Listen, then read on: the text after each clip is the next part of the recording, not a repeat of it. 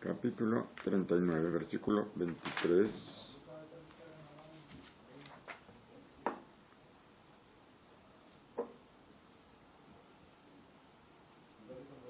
Estoy en otro lado, no sé dónde estoy.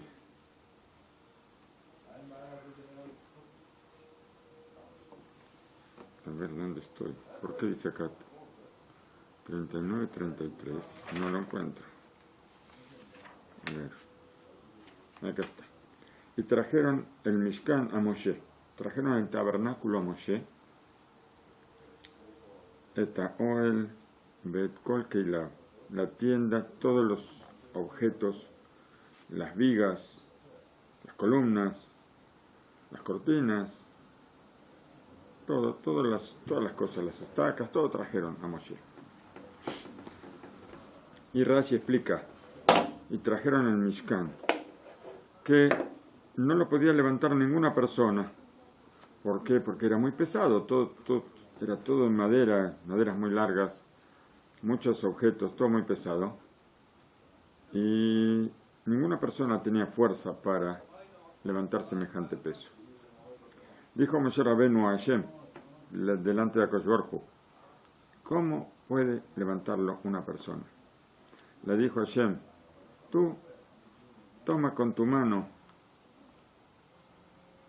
y verás que se levanta solo. Y lo hizo y se levantó solo. Como está escrito, Ukama Mishkan, se levantó el Mishkan, se levantó por sí solo. Así trae el Midrash. Y este Midrash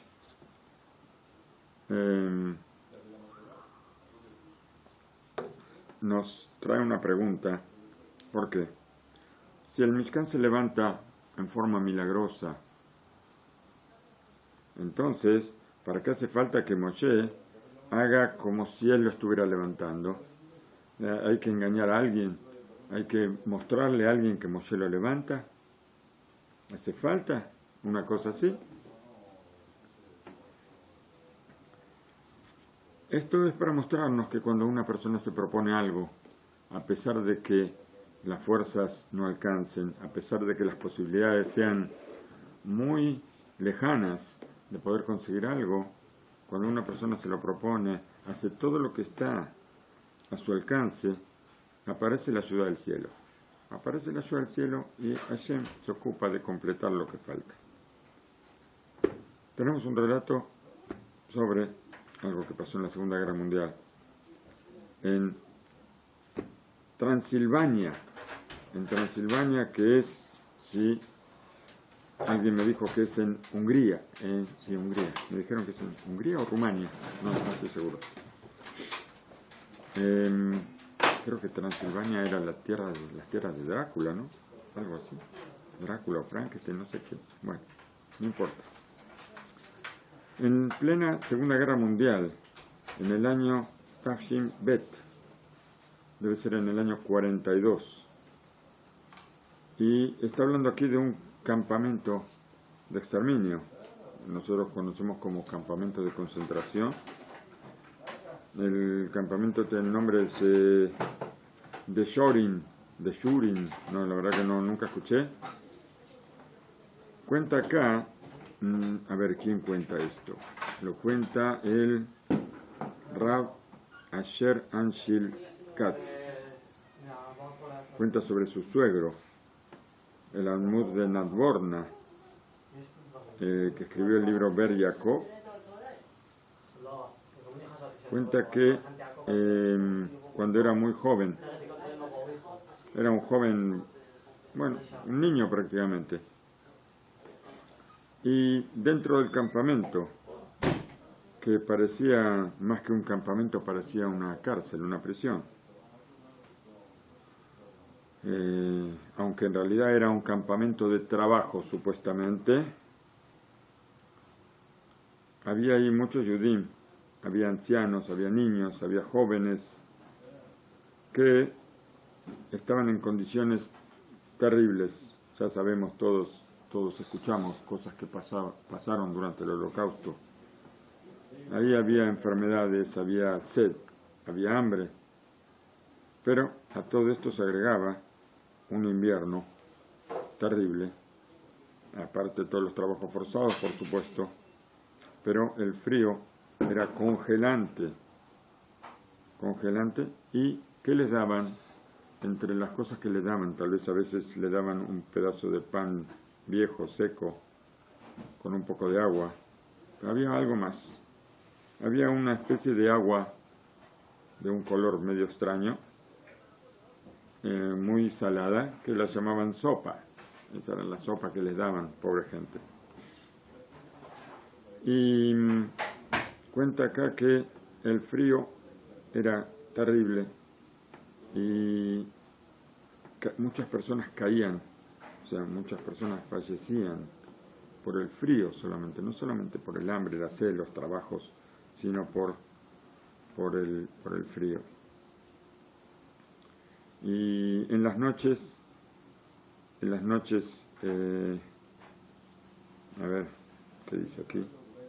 Bueno, dice que el frío llegaba hasta lo máximo, las temperaturas muy por debajo de los 0 grados, y no se podía soportar. El ángel de la muerte estaba ahí presente todo el tiempo. Y por supuesto que los que ahí eran los soldados ahí, vamos a decir, ellos no proveían de absolutamente nada, ni en cuestión de ropa, ni en cuestión de maderas para calentarse. Ellos tenían que arreglársela como pudieran y congelarse, así tal cual.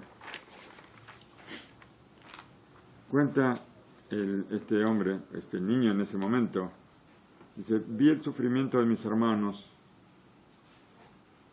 que morían de frío y yo no podía hacer nada. Era solamente un niño.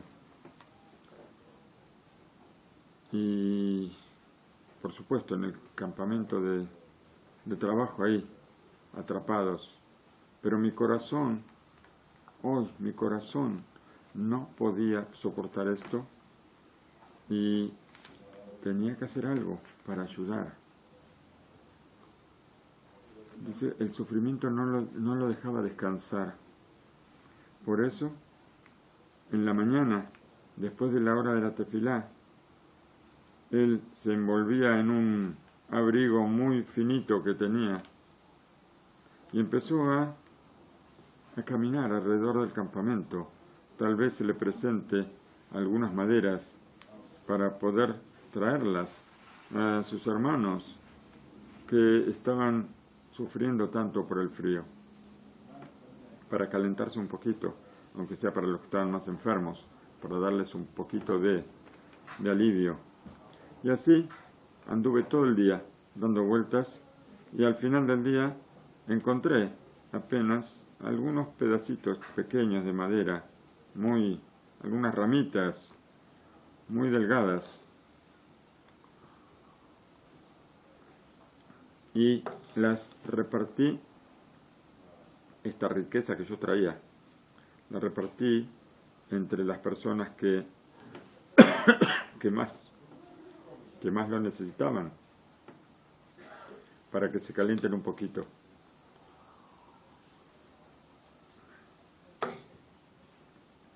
Así como hice el primer día, así hice los días siguientes. Y cada día, después de la tefilá, salía bajo un frío terrible, buscando algunas maderitas.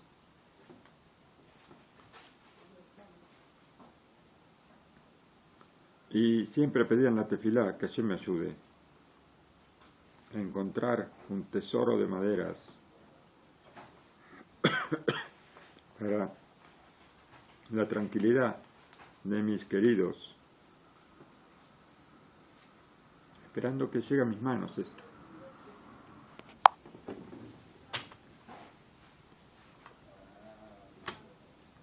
Así anduve días y días buscando maderas pequeñas y prácticamente no era mucho, pero siempre traía algo poquito. Sabía que no iba a encontrar un tesoro de maderas en forma natural. Hacía falta un milagro, porque había una escasez muy grande de maderas. Pero sabía que nosotros, cada uno, tenemos que hacer lo que esté a nuestro alcance, sin hacer cálculos. Y entonces, cuando hacemos todo lo que podemos, nos hacemos merecedores de la ayuda celestial. Como dijeron nuestros sabios en el Pirkei Avot, lo aleja melajá ligmor. Para ti no está terminar el trabajo. Un yudí necesita hacer también cuando no ve un éxito, no ve un resultado, pero sabía que no solamente por la persona que está ordenada para hacer, sino que es una mitzvah hacer, y cuando uno está haciendo, está cumpliendo el precepto, Hashem va a ayudar a que el trabajo se complete. Y fue un día, mientras yo buscaba por los alrededores maderas, de repente veo delante mío un granjero, que por supuesto no yudí, muy grandote, muy gordo, abrigado de pies a cabeza, con ropas muy calientes. Y él me ve en mi mano que tengo unas ramitas de madera, de árbol, pequeñas, que encontré por ahí, y me pregunta: niño, ¿tú estás buscando maderas? Tengo para ti maderas para calentar en cantidad. Lo miré sin creerle y le pregunté: ¿cómo es posible? ¿Dónde puedes tener una cosa así? Yo no tenía como en el mismo campamento no hay maderas, hasta para los mismos nazis, Max Sheman, hay escasez, ellos no tienen lo que necesitan. Y en lugar de contestar, él miró a todos los alrededores, que no haya nadie, y me dijo al oído, bastante en voz baja, en lugar de discutir conmigo, ven conmigo al bosque y yo te voy a mostrar. Pensé, un precepto que viene a la mano, no hay que dejarlo fermentar. Y fui detrás de él y entré dentro del bosque. Esto era una prueba muy grande, porque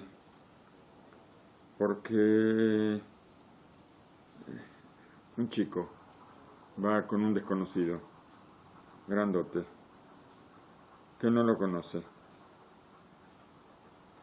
Puede ser que este hombre quiera matarlo. Nadie puede saber. Entonces, él fue,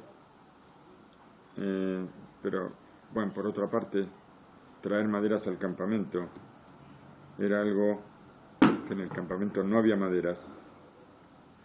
Y si eran ciertas sus palabras, que tenía mucha madera, entonces, ¿por qué viene a preguntarme a mí?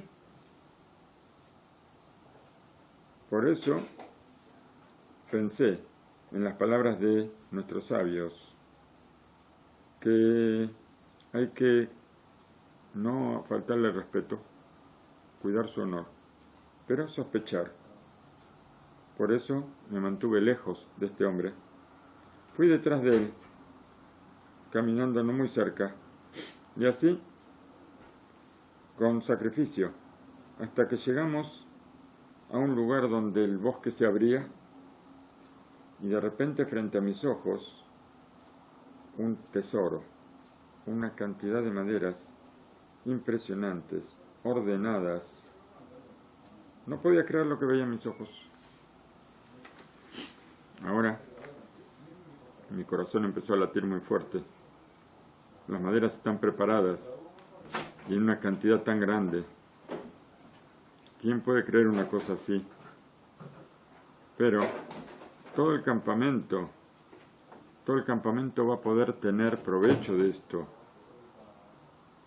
Este hombre me miró y dijo, ¿cuánto me iba a costar todo esto? Y dijo una cantidad impresionante.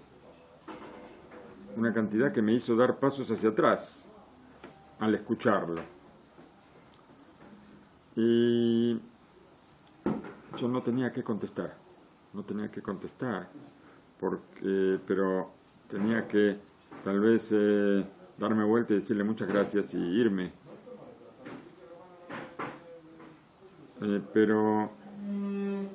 Pero pensé por un momento y dije, el precio de todo esto es una cosa imposible. Eso como primera cosa. Segundo, ¿dónde voy a conseguir vamos a suponer que yo quiera pagar eso, ¿dónde voy a conseguir ese dinero? No tengo un centavo. Y también si lo consigo, ¿quién va a cargar todas estas maderas? ¿Cómo? ¿Cómo cargar estas maderas? ¿Cómo llevarlas dentro del campamento sin que los ojos de los nazis caigan sobre las maderas y nos saquen todo? ¿Por qué? Porque a ellos también les falta. Está bien, ellos tienen, pero no tienen lo suficiente. Y más, si conseguimos entrar al campamento por un camino que no sea un camino, de alguna forma especial, ¿dónde vamos a esconder una cantidad tan grande de maderas? No sabía si era correcto pagar un precio tan alto, con el peligro que estaba delante en caso de conseguir pagar esto. Pero, las preguntas son muchas. Y por cuanto que estoy ordenado de hacerlo, tengo que hacer. Y Hashem va a completar todo. Y si Hashem me trajo hasta aquí, seguramente me va a ayudar también a continuación. Por eso pensé, ¿qué voy a contestarle a este hombre? Y con mucha seguridad le dije, dame una hora completa y yo voy a venir, voy a conseguir el dinero y te lo voy a traer. Así le dijo. Corrí de vuelta al campamento, casi sin aire, y entré a ver a mi padre, mi maestro, el Dabar Haim ¿cómo se pronuncia esto? Minadborna. Y me aconsejé con su sabiduría qué tengo que hacer. Y cómo hacer, cómo entrar, todas las preguntas que yo tenía. Cómo poder hacer para poder salvar todos los obstáculos que había para esto. Y salí de ahí con las instrucciones precisas de qué tenía que hacer. Y Hashem quería que yo tenga éxito, que el éxito esté en mis manos. Pude conseguir todo el dinero, hasta el último centavo. Y después de eso, llegué hasta ahí, otra vez al medio del bosque. Cambié el dinero por las maderas. Y bueno, quedé con este hombre. O sea, aparentemente el hombre iba a traer las maderas. Todo esto iba a ser ese día en la mitad de la noche. Bien, llegamos a la noche vamos a ver qué pasa en el campamento. ¿Cómo hacen para traer esto? ¿Cómo hacen para entrar todo esto? El campamento estaba vacío, no había nadie andando fuera de los, no sé cómo se llaman, estos, los galpones donde se amontonaba la gente. Y por supuesto todos tenían miedo a los soldados que andaban ahí buscando alguna víctima para despedazar. A esa hora, después de recibir la bendición de mi padre, salí en silencio fuera, tratando de escurrirme entre los guardianes. Corrí con mucho silencio, buscando un extremo del campamento, buscando algo especial. Yo estaba buscando un lugar muy custodiado, tal vez el lugar más custodiado del campamento, el tablero de electricidad. Había en la entrada, alguna de las entradas del campamento, había un tablero de electricidad donde entraba la corriente, de donde iluminaba todo el campamento. Y después de buscar, una búsqueda bastante intensiva, con mucho peligro por supuesto, encontré que no había ningún guardia en ese lugar. Y esto para mí fue una señal, otra señal de que la mano de Hashem me estaba acompañando. Junté fuerza, abrí el armario, y enseguida pude ver que Akadosh Baruj Hu seguía ayudándome como si yo fuera un especialista en electricidad, como Betzalel ben Uri ben Hur, y encontré enseguida cuál era el botoncito principal que activaba todo. Y como si yo fuera un experto en todos estos temas, le di un golpe tan grande, con toda la fuerza que tenía, hasta que pude romper la llave esa, hacerla pedazos, y ver que el daño que hice fue muy grande. Para que corregir estamos hablando de hace muchos años, ¿no es cierto? Estamos hablando de hace 80 años prácticamente. Que para poder arreglar eso, le lleve a los soldados un tiempo bastante grande. Enseguida salí de ahí lo más rápido que pude, para que, aprovechando que la oscuridad estaba cubriendo toda la tierra, y que era una oscuridad tan fuerte que nunca había pasado algo así en el campamento.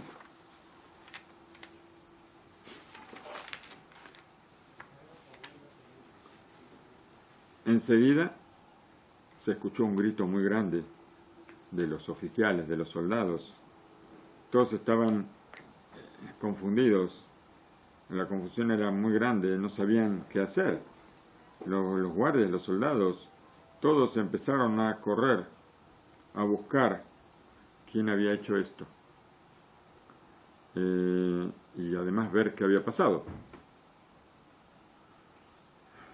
Y cuando descubrieron el desperfecto, se pusieron a trabajar toda la noche para corregir un desperfecto imprevisto, aparentemente una explosión que hubo en el tablero de electricidad. Y yo estaba esperando ese momento. En ese momento que todos estaban ocupados tratando de solucionar ese problema, aproveché para, así en la oscuridad, con otros yudim buenos con los que conversé, durante el día sobre el secreto de lo que teníamos que hacer, conseguimos entrar todo ese tesoro dentro del campamento sin que nadie vea lo que hicimos, lo repartimos entre los galpones enseguida, principalmente entre la gente más necesitada, y ese fue lo que se llamó el milagro de las maderas. Cada uno recibió un paquete de maderas en cantidad, y en los Yudim hubo luz y hubo alegría, como durante varias noches que ellos pudieron sin que nadie sepa, tener un poco de calor para soportar el frío que había afuera. De acá nosotros podemos ver, siguió diciendo el que cuenta acá la historia, el protagonista, que nosotros tenemos que hacer todo lo que esté a nuestro alcance sin cálculos de cómo, cuándo, dónde, cómo vamos a hacer para comprar, cómo vamos a hacer para traer, cómo vamos a hacer para esconder. ¿Por qué? Porque ¿cómo hacer para que haya una plaga de la oscuridad como en Egipto? Porque si yo hubiera hecho cálculos, nunca habría hecho nada, absolutamente nada, porque no había cómo llevar en forma lógica las cosas. Y quién sabe cuántas víctimas se habría cobrado el frío tan congelante. Y no solamente eso, sino que también el precepto de hacer sin cálculos también es saber con seguridad que uno hace a veces sin ver los resultados,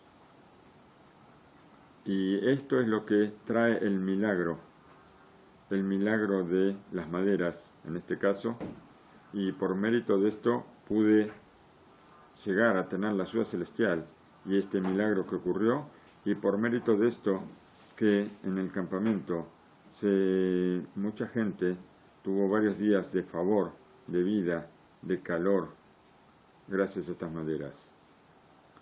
Por eso le está diciendo el suegro a este hombre, ¿qué es lo que dice aquí?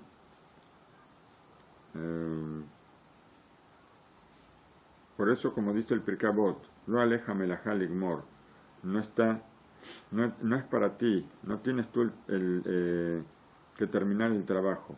Cada uno va a hacerse merecedor de un milagro de la ayuda celestial solamente si hace todo lo que uno tiene que hacer, y que el mérito de todo esto nos proteja para portarnos de esta forma, que muchas veces pasa que tenemos que hacer cosas y nos parecen imposibles, pero cuando las empezamos a hacer, las cosas se pueden resolver.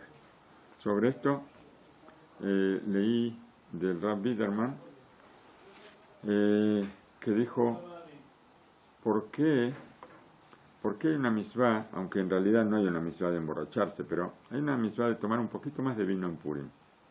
¿Para qué? Para estar un poco alegre. Y ahí dice que se tomaron hasta no saber. ¿Qué significa hasta no saber? Hasta no saber quiere decir que si yo tomé un poquito más y ahora yo no sé qué soy yo o qué puedo hacer yo, entonces hago y Hashem va a hacer el resto. Porque ahora yo no creo poder hacer nada. No tengo control sobre mí. Entonces, ahí es cuando Hashem hace las cosas. Estamos transitando, bueno, ya todos sabemos que ya entramos en el segundo mes de Adar. Y todos sabemos lo que dijeron nuestros sabios. En el Tratado de Tanit es muy conocida la frase, aunque tal vez no la frase completa. La frase completa es así: cuando entramos en el mes de Ab, disminuimos en alegría. De la misma forma, cuando entramos en el mes de Adar, aumentamos en alegrías. ¿Por qué? Porque este es el trabajo del mes de Adar, aumentar en alegría.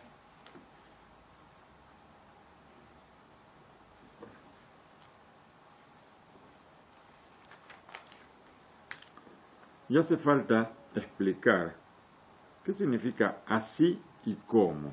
La Gemara dice, el Talmud dice, así, empieza diciendo, que Shem Meshenichnas, así como entramos en Ab, disminuimos en alegría, de la misma forma, cuando entramos en Adar, aumentamos. ¿Qué es este así como y de la misma forma? ¿Qué nos viene a enseñar el mes de Adar? ¿Qué aprendemos? O sea, ¿qué nosotros tenemos que aprender del mes de Ab? El mes de Ab donde es el mes donde pasaron muchas cosas no bonitas. Hay quienes explicaron sobre esto lo que escribieron los Tosafot en el Tratado de Megilá, que explican que de acuerdo en el tema de los ayunos, disminuir ¿qué significa? Que no haya absolutamente ninguna alegría en el tema de los ayunos, especialmente en el ayuno de Tisha B'Av, ¿no es cierto? Y escribieron que no hay que explicar, no se explica cuánto disminuimos, sino disminuir un poco, pero entonces tendría que haber explicado cuál es la medida que hay que disminuir la alegría. ¿Qué significa disminuir un poco? Así preguntan para tratar de entender cómo disminuimos en alegrías. Y de acá, por cuanto que el Talmud, esto está como oculto, está como cerrado, y no explica cuál es la medida, se entiende, los sabios entendieron, que la intención es decir que se disminuyen las alegrías completamente. Y nos dice el Magen Avraham en el Shulchan Aruch que las palabras de Tosafot que explican esto respecto a lo que está escrito en el mes de Av, que se disminuye en alegría, y así se estableció la halajá en el Shulchan Aruch, de ahí nosotros vamos a explicar que cuando decimos que de la misma forma que en Av disminuimos las alegrías completamente, también cuando entramos al mes de Adar, aumentamos en alegría completamente, no hay, sin medida, y que no dejamos nada, ningún lugar para la tristeza, sino que completamente estamos rodeados de alegría. En forma así, vamos a decir, como un poquito, no en broma, pero en forma alegre, vamos a decir. Escuché, así dice Rabbi Ederman, que una cosa depende de la otra, ¿de qué manera? Si nosotros vemos a una persona conocida durante el mes de Av,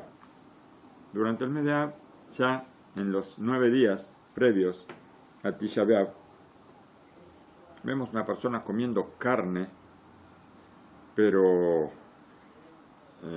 con ganas, y escuchando música, y sabemos que esas cosas están prohibidas. Entonces, ¿qué hacemos? Le vamos a gritar y le vamos a decir que él está rompiendo los cercos, está haciendo cosas que no se deben hacer. ¿Por qué? Porque inclusive los pequeños ya saben que en esos días previos a Tisha B'Av hay una prohibición de comer carne, de tomar vino, de escuchar música y todas esas cosas. De la misma manera, cuando comienza el mes de Adar, hay que aumentar en alegría. Y si ahora yo veo a mi compañero triste, entonces tengo que, de la misma forma que yo reprocho al que está alegre en los días de Av, tengo que reprochar al que está triste en los días de Adar y hacer que se alegre. Está prohibido estar triste. No entra la tristeza, en estos días hay que alegrarse, es una alegría de mitzvah. Y lo principal que se dijo sobre todo esto, a cada persona,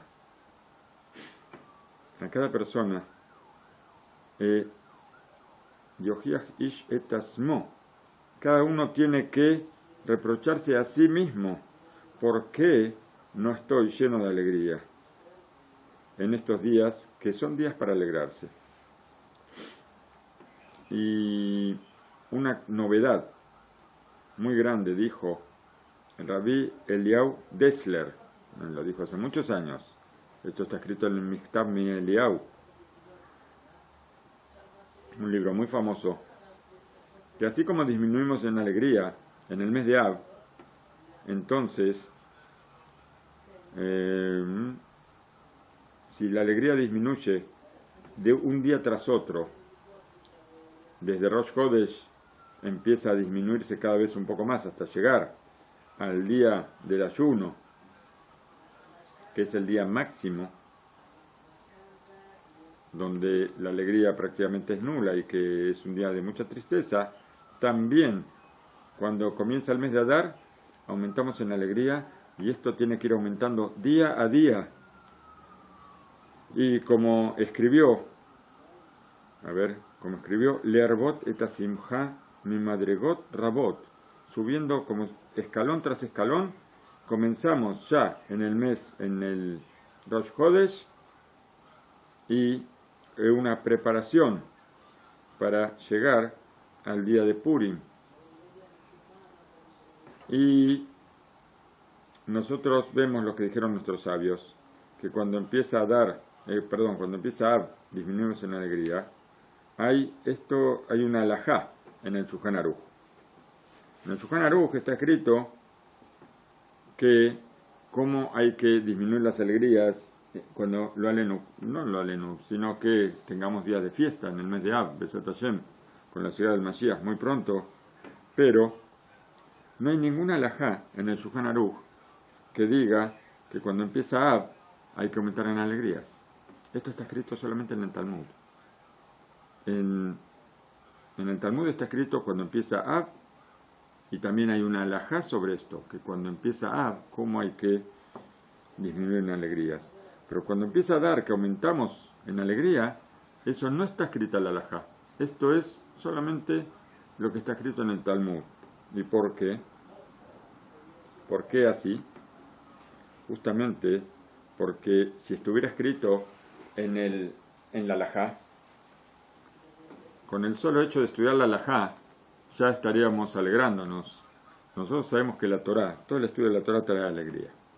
Entonces, ¿qué pasa? Si hay una alajá que dice cómo yo tengo que alegrarme, ya con eso ya estoy cumpliendo con el precepto de alegrarme al estudiar Torá. Y entonces, después ya no me queda en qué ocuparme para alegrarme. Por eso no hay alajá. No hay alajá. No hay un estudio de Torá que me diga que yo tengo que alegrarme, salvo lo que está escrito en la Gemara. Y entonces, ahora, yo tengo que cumplir esta mitzvah de alegrarme, alegrándome. No puedo cumplirla estudiando cómo alegrarme, porque eso no está escrito en ningún lado. Tal vez, con las palabras de la Mishnah y de la Gemara, aparecen ahí dos leyes, pero, con respecto al mes de Adar, está muy resumido. También en la Gemara está explicado todo el tema de cómo disminuir en alegrías en el mes de Av, pero lo que dice sobre el mes de Adar está muy compacto para que no se llame ese estudio. Cuando entra Adar, aumentamos en alegría. Punto. No alargaron nada más. Todo esto para todo contraposición con lo que habla sobre el mes de Av, donde hay muchas explicaciones, también en el Talmud, también en la Mishnah, de qué forma nosotros disminuimos en el mes de Av. ¿Y por qué nos explicó de qué manera cumplir, alegrarnos, justamente para que lo hagamos en la práctica? Escuché, dice Rabbi Biderman, escuché de uno de los justos de la generación, de mi lleva le italmed liot rofe. A ver, ¿de qué está hablando? No me acuerdo. Una persona que estudió para ser doctor. Él, en sus estudios, va a tener que,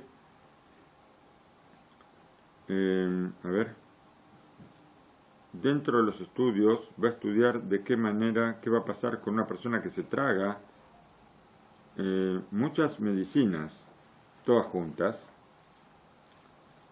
¿Por qué? Porque esto es una cosa muy peligrosa. Hay medicinas que, que no sepamos nunca de medicinas, pero hay medicinas que no se pueden tomar juntas unas con otras, que tienen efectos secundarios. Si toman una con otra, tienen que estar separadas unas de otras porque tienen distintas drogas, distintas cosas, y algunas se toman antes de la comida, otras se toman después de la comida, otras se toman entre comida y comida. Hay montones de cosas diferentes, pero vino una persona que se tomó todas las pastillas que tienen que tomarse todas juntas. Esto es algo muy peligroso. ¿Y qué hacer en un caso de estos? Bueno, el doctor tiene que saber cómo hacer para que esta persona no se vaya ni a la casa de velatorios ni tampoco directo al cementerio. Pero, ¿qué pasa si una persona se toma una cantidad muy grande de vitaminas? ¿Qué pasa? Muchas vitaminas. Se toma muchos remedios, es peligroso, ¿no es cierto? ¿Qué pasa si se toma muchas vitaminas? Estoy preguntando, que alguien conteste. ¿Hay algún doctor ahí entre nosotros?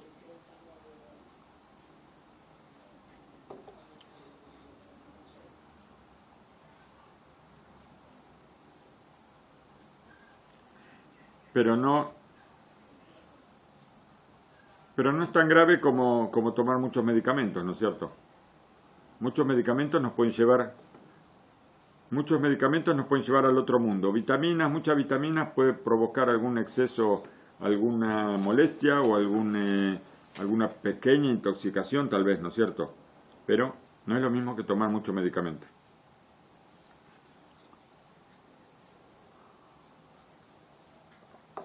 Bueno, a pesar de que esto también es malo, tomar muchas vitaminas todas juntas, no es tan peligroso como el caso de los medicamentos. Y no hay ninguna ley, no hay ninguna indicación qué hacer con esta persona. Tal vez sacarle todas las pastillas para que no siga tomando y darle, darle líquido, darle comida para que se mezclar todas esas vitaminas con lo que está comiendo, con lo que viene después. Pero no es lo mismo que la medicación. Medicación, cuando hay droga, seguramente hay que lavarle o si lo podemos agarrar a tiempo. Pero vamos a ver entonces qué pasa. De la misma forma, cuando nos dicen a nosotros que tenemos que disminuir en alegrías, esto, leagdil u learbot etatipul u mesukan. Si nosotros disminuir en alegrías lo hacemos en forma muy extrema, esto, si lo hacemos de golpe, esto puede llegar a ser algo peligroso. Por eso, la halajá es precisa en este caso y nos dice cómo disminuir de a poquito las alegrías para hacerlo en forma progresiva, a pesar de que no es algo grato, pero ir disminuyendo de a poquito. Por ejemplo, no puede haber casamientos, después no se puede construir casa, después no se puede comer carne, después no se puede escuchar música. Bueno, son todos procesos. No estoy diciendo el orden exacto, pero no importa. La cuestión es que es algo progresivo. ¿Progresivo para qué? Para que una persona no entre en un peligro de una tristeza exagerada, como llamamos hoy en día depresiones y estados de no sé cuáles, que por supuesto si tenemos fe en Hashem esas cosas no existen, pero cuando nosotros decimos que hay que aumentar en alegría, aunque una persona se alegre demasiado, no hay peligro de estar muy alegre. Inclusive que uno pase los límites de lo que es la alegría. Y no hace falta una halajá, no hace falta una ley, no hace falta indicaciones de qué hacer y qué no hacer para evitar esto. Por supuesto que cada uno tiene que saber. Alegrarnos no hay una halajá, no hay límites, pero alegrarnos ¿cómo? El tema de emborracharse en Purim es algo que todos los años se habla, todos los años se dice. No es una misvá estar borracho, porque cuando una persona está borracha pierde el control de sí mismo. La misvá es alegrarse un poquito. Uno toma un poquito más de lo que está acostumbrado a tomar y se va a poner alegre, siempre y cuando no tenga que conducir, que puede ser peligroso. Pero en eso sí hay que mantener los límites, porque uno puede desbordar en alegría, pero no desbordar en forma que sea peligrosa. Otra cosa fue dicha, que respecto al mes de Adar, no está escrito de cómo uno aumenta en alegría. ¿Por qué? Porque, perdón.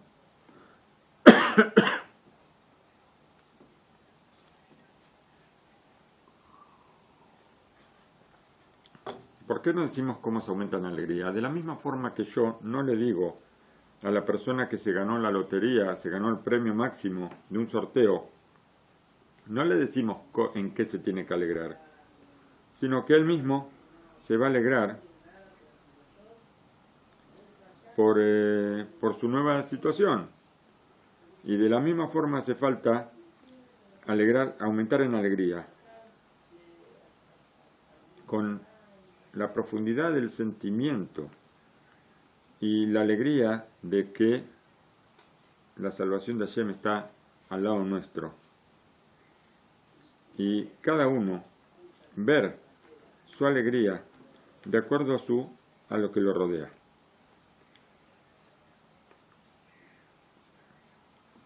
A ver, déjenme ver con qué puedo seguir.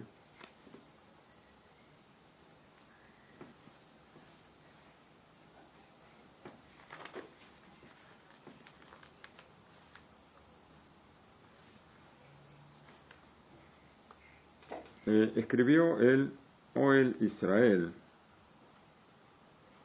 y así dijo que Marvin, al aumentar en alegrías, la palabra besimha en alegría, suma lo mismo que la palabra shana, lo mismo que la palabra año.